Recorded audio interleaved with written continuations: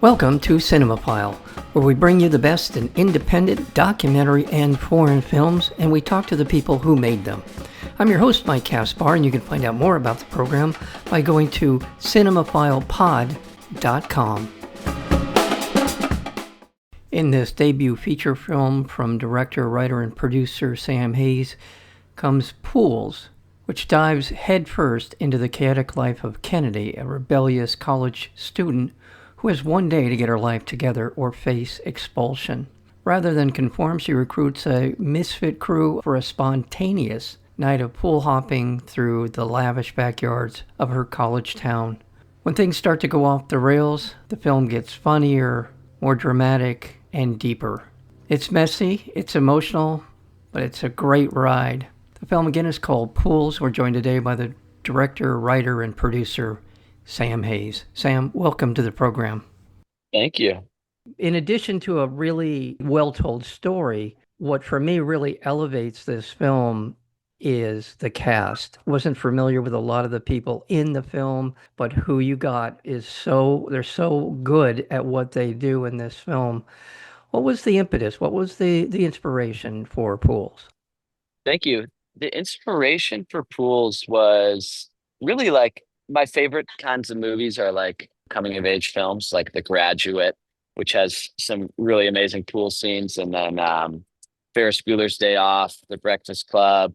And I wanted to make something like that. And I just felt like pool hopping was such a perfect canvas to paint on. Like that premise and like just the imagery of like a beautiful glowing blue pool at night and these sort of old money estates of Lake Forest was just this perfect place for these college kids to frolic and have a wild and free night where they really lose themselves, and in so doing are able to find themselves and kind of figure out what really matters to them in that space of pause and that like wild escape. I always find that the biggest realizations about life and what you want and everything come when you're least expecting it, when you set yourself free from the sort of conventional daily stuff. And that certainly is the case here. There's a lot going on with Kennedy. She is, as I mentioned in the introduction, on the verge of being kicked out of college. There are all kinds of extenuating circumstances. A very hot summer, a hot day, hot couple of days when they begin this odyssey. And as we were talking about, for some people, this film will remind them of certain films. But I think one of the strengths of this and the storytelling is that, we've seen a version of this story before, but I really believe that the acting, the cast that you bring into this project inhabit those roles so thoroughly and so well that whatever references people may or may not have for this film, it elevates this story and the storytelling to another level. So let's talk about how you pulled this cast together. Three of the roles I wrote for those actors in specific. So the lead role of Kennedy for Odessa A'zion, I did write that for her. I had kind of started doing some rough free writing around the concept, and I really didn't quite know where it was going, but I had these characters in mind. And the other one being Michael Vlamis for the air conditioning man. I had had him in mind since I put pen to paper. Kennedy was a little bit more vague, but then I saw her in a friend's Instagram story who I was working with. And all of a sudden it was just like, oh my God, that's her. That's got to be the actress. I was able to get a meeting with her and have coffee, take her through my vision for the film. And she really vibed with it and we had a great time. And so from that point forward, I wrote the role with her in mind. And then thankfully she really took to it and jumped on board. So I had a little package right there of her and Michael Vlamis and who I'd written roles for. And there was one more role I wrote for the actor in specific, and that was the role of Blake for Tyler Alvarez. And I didn't know Tyler. I just really liked his work in American Vandal and couldn't get his face out of my head for that role. So thankfully he read the script and liked it as well. The other actors, were brought to us by our casting director, Emily Fleischer, brought in Ariel Winter, who I think was just perfect for that role. And then Mason Gooding was brought by his team for the role. Yeah, we were lucky to have him too, and he did a great job. And yeah, Francesca was somebody that we cast with a wide net, whereas the other ones were more like offers. The Shane role, had it out. We've got hundreds of auditions in, for that role, and Francesca just nailed it. She just really fit it perfectly. So And as you said, the role of Kennedy, played by Odessa A'zion, is so important to the make this film work. And what impressed me about her was it wasn't just the acting. There's also a physicality to her performance. And I would say that about all of the performers, all the actors in the film. There's a certain physicality that they bring to the roles. It's important to their story, to their arc of their story. And I just thought all of them were just so good in their ability to convey all the emotions, all of the things that I believe you were after in so many different ways. And their interaction amongst them as well all play a pivotal role in really fleshing out this film. And with that in mind, let's talk about Odessa A'zion and her role as Kennedy, this pivotal role. it's just real. What she's putting on screen is real. She's just really a one of a kind actress. She knows how to get in the moment, and she's incredibly genuine and natural. Was just lucky to get to work with somebody that was so great. In terms of the telling of each individual story as they unfold, they really have the quality of kind of painting a mosaic of anyone at this age or in many ages throughout our lives that are going through changes and trying to adapt to those and trying to figure out what the next step is going to be. And the way that they all of these different stories play into a bigger picture is really another strength of the film. Yeah, the script had a lot more of those other actors' storylines and in it than the movie came out with. When it came to the movie, it was a slow process in the edit of paring it down and paring it down and getting all these storylines as tight and cohesive as possible, because you just can't make a 2.5 hour coming of age comedy. So we tightened it up and wound up at an hour 35. But I do still feel like everybody has a tight storyline that with a start, middle, and end. They all kind of wrap up. The rest of the kids' storylines kind of wrap up by the end of Act Two, and then it's a unique structure. The main kid, like Odessa A'zion, her character storyline, the protagonist, is the only one that goes through all 3 acts. That we're really Right. following everything she does the whole time. The other kids are really Acts One and Two. Their stories wrap up before Act Three, and then Michael, the air conditioning man, we meet him in Act One, and then he's not in the picture for that whole journey through the mansion with the kids. And then he comes back in Act Three and ends up being sort of a catalyst for Odessa's Act Three as well. Thank you for introducing that because that's exactly where I was going. I thought the way that you handled that part of the film is seamless. In my mind, it's not a traditional structure that you usually see some continuation of Act One and Act Two into Act Three, but I really appreciated Right. about that because it's, again, it's not the kind of storytelling, especially around kind of a teen comedy I mean, just the way you did it. I thought it was just really an excellent, well thought through journey with all of the characters in the film, and it's Thank you. beautifully done. Yeah. Thank you so much. Appreciate that. And also, Kennedy's story has that the through line in her story is one of loss, one of Mhm. reconciliation, what she wants to do with her life. And for me, another interesting part of the film is the empathy that all of these characters developed amongst themselves over the course of the Yeah. film is a really beautifully done. Well, given that this is your feature film debut, you've made other films, but this is certainly a big step in terms of your career. Let's talk a little bit about the journey from working with this cast, as you said, has gone on to many different wonderful roles since. Let's talk about the journey that you have been on since the principal shooting has been done. You're now doing editing. Film has gone through a film festival circuit. Let's talk about that part of your journey as a filmmaker. And here we are with Pools about to be released into a general theatrical run and beyond. They've all continued to grow since I cast them and shot it and went through the process of editing and re-editing and film festivals and finding distribution. It's a long process for an indie film. And we found great distribution now that we're really happy with Circle Collective as part of Utopia. Did films like Shiva Baby, and they produced The Last Showgirl last year.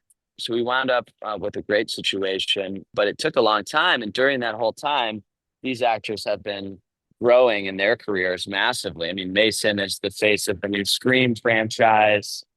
He was just in Hard Eyes with Olivia Holt. Odessa has several really big things coming out. She's the number two person behind Timothy Chalamet in Marty Supreme coming up. One of the Yeah. main supporting roles there. So that'll be really exciting when that comes out and around Christmas. And then she's got this other show, The Rachel Sennett Project for HBO. So Nice. that's like a comedy, starring her and Rachel Sennett and some other actors that I think will be really cool, really funny. In terms of your background as a filmmaker, what's your journey been like for you as a filmmaker? Where did you start? I really started with writing fiction. That was my first love and my first passion. I wrote a novel in college that kind of like set me off of like, all right, I really want to be a writer. And after that, I was like, well, I should learn how to write screenplay too, because it's kind of hard to make it as a novel writer. And it's also extremely hard to make it as a screenwriter, but at least it's a much bigger industry than books are these days. And so I was like, all right, I'm going to move to Hollywood. I want to write movies too. I love movies. And I learned, started learning how to do that. But I was still working on, another novel that came out in 2017 called The Weatherman, which I'm now going to be turning into either a show or a movie. The whole point is I got into this through writing. And when I learned to write screenplays, I was like, oh, I want to do that too. And I was writing more scripts. And then I had some success with that and really liked it. And then I thought, oh, if I really want to see this movie through, I need to direct it. So I wrote Pools to direct it. And I had made some short films and so on before that, and some ridiculous branded content, even like videos marketing my own novel that had helped me find my style Yeah. as a director. So I kind of had that to show for, and I had some, I had my unique style, and I had my scripts and my novel and stuff, and was able to build this package with Pools and really write it to direct it.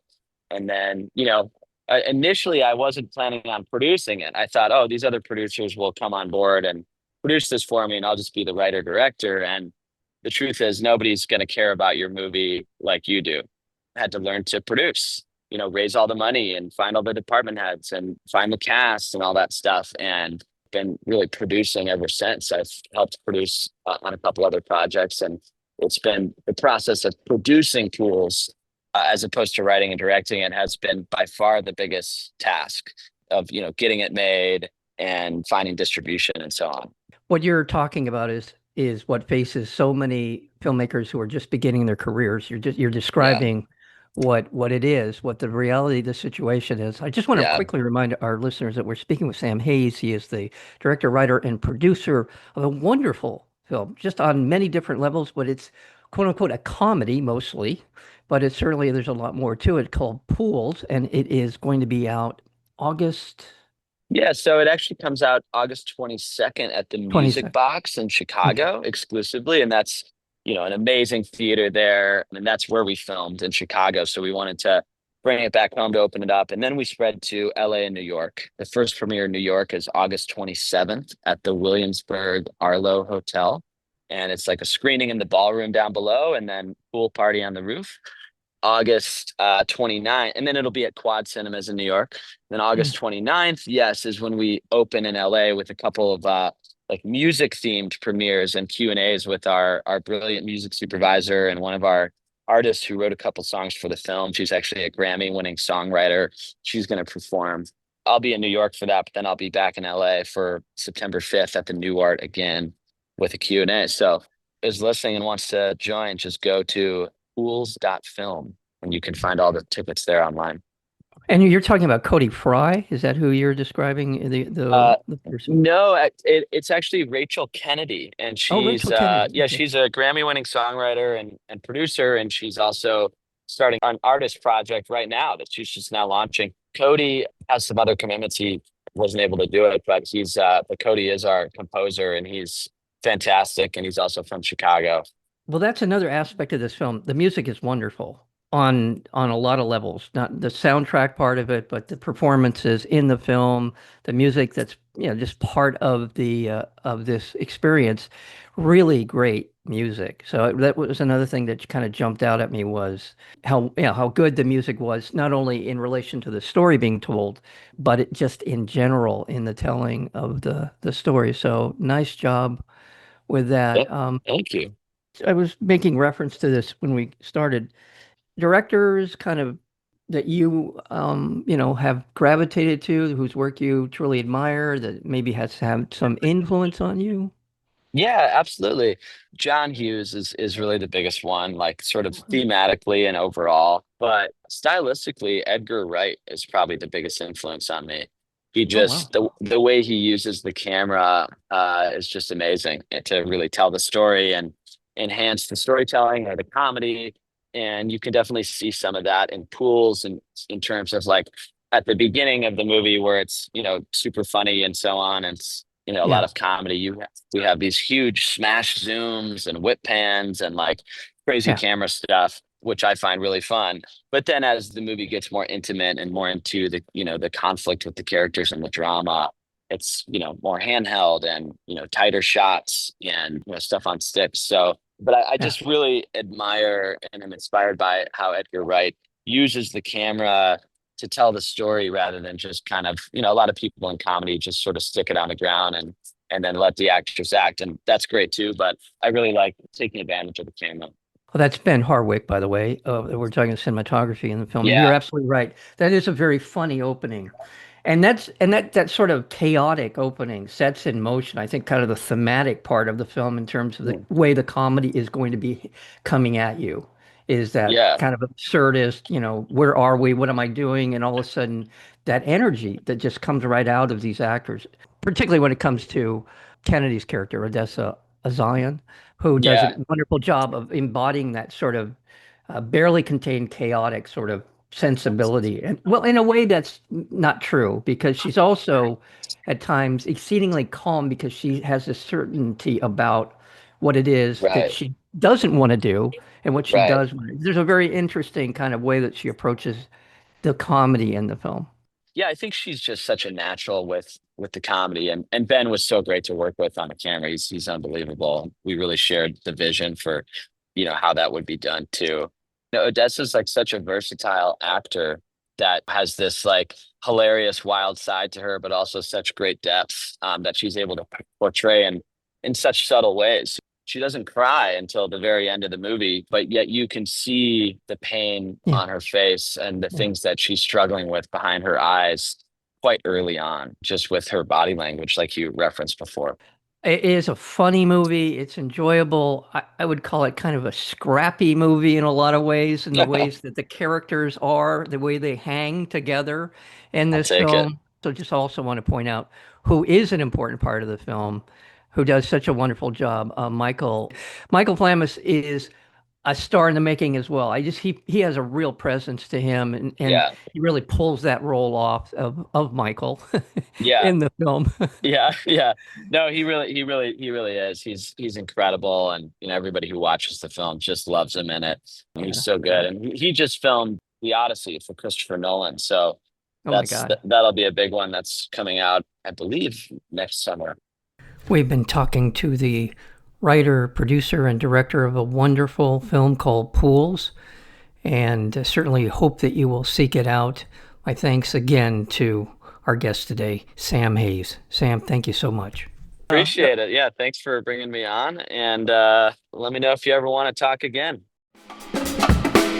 You have been listening to Cinemaphile with Mike Kaspar, the place where you will hear from the best in independent documentary and foreign filmmakers. Please check out our previous interviews as well as upcoming interviews and special programming by going to cinemaphilepod.com. We are also available on Apple Podcasts, Spotify, and YouTube, searchable under Cinemaphile with Mike Kaspar. Until next time, thank you for listening.